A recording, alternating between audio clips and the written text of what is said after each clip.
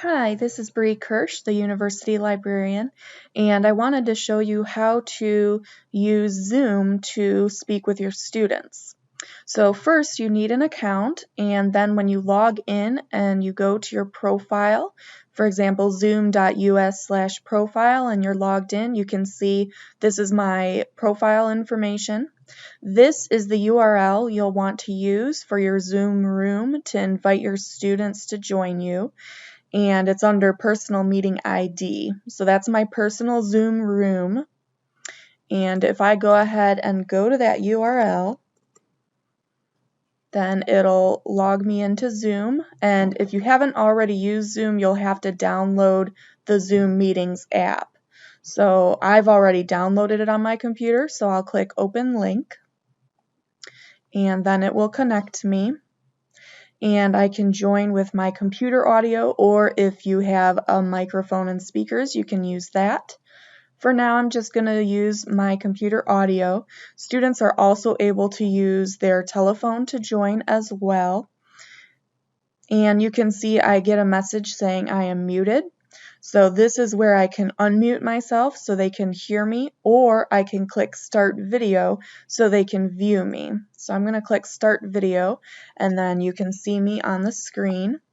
And then when I want to share my screen with people, I can click Share, and it brings up all my different boxes here. So for example, if I wanted to show people my email for some reason, I could click on that and click Share.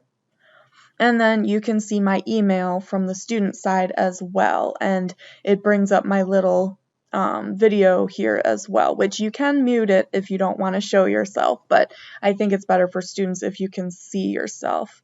So up here is where you can do different things. For example, you can unmute yourself, you can manage the participants, you can pause or stop sharing.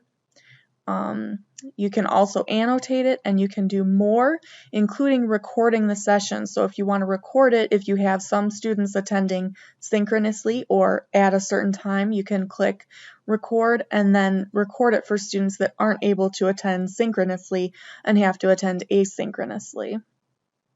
You can also show names of annotators, so you can have them annotate the screen. For example, they can draw on the screen and circle things, and they can type things, or you can yourself, etc. So I'm going to clear all drawings and close that for now.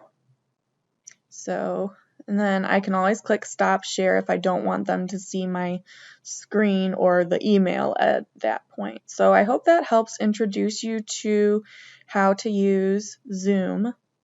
If you do have more questions, feel free to set up an appointment with me via my Calendly link on the library's homepage, and then I can Zoom with you and talk you through it a little bit more. I should mention there is a 40-minute limit to Zoom meetings, so keep that in mind. If you're trying to meet with your students, you can't go over 40 minutes because it will kick you out. So make sure you stay under that 40-minute limit.